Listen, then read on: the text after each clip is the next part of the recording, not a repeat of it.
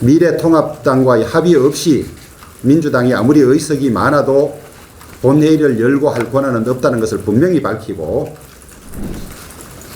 6월 5일 날 일방적으로 의장단을 뽑겠다고 합니다. 저희들의 법률 검토에 의하면 교섭단체의 합의 없이 6월 5일 날 의장단은 뽑을 수 없다는 것이 저희들의 의견입니다. 국회 사무총장은 국회의장단이 없을 경우에 임시회의 소집 공고만 할 수 있게 되어 있습니다. 임시회의 소집 공고만 할 수 있게 되어 있고 사무총장이 국회 임시회의 회의의 시작이라든지 회의의 진행에는 관여할 수 없게 되어 있습니다. 본회의를 교섭단체가 합의하면 열 수 있지만은 합의하지 않을 경우에 국회법 규정에 의하면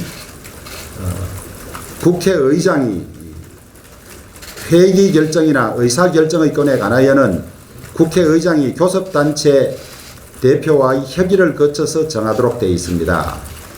협의가 되지 않으면 국회의장이 정할 수는 있습니다. 그런데 이번 경우에는 국회의장이 없습니다.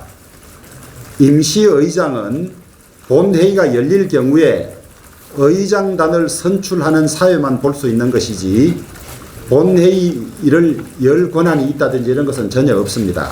그렇기 때문에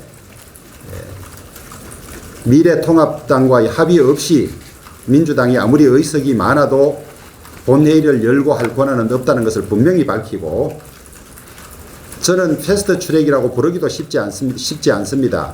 패스트 트랙의 요건을 갖추지 못했기 때문입니다.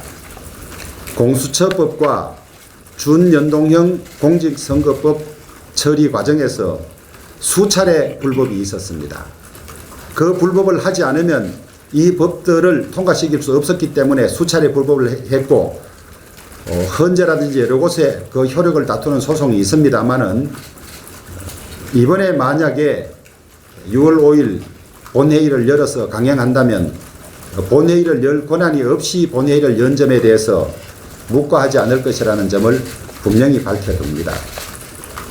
6월 5일 날 본회의를 6월 5일 날 의장단을 선출하여야 한다는 그 규정을 내세워서 본회의가 자동적으로 열리는 것이 아니냐 이렇게 주장할 수도 있습니다만은 그렇다면 뭐 때문에 임시회 소집 요구를 하는 것인지 6월 5일 날 자동적으로 본회의가 열려야 한다면 임시회 소집 요구를 할 필요도 없지 않습니까? 그 다음에 짝수달에 열리기로 한 임시회도 별도의 소집 요구도 필요 없을 것이고 교섭단체 간의 합의도 필요 없을 것입니다. 그런 해석이라면 이 점을 분명히 밝혀둡니다.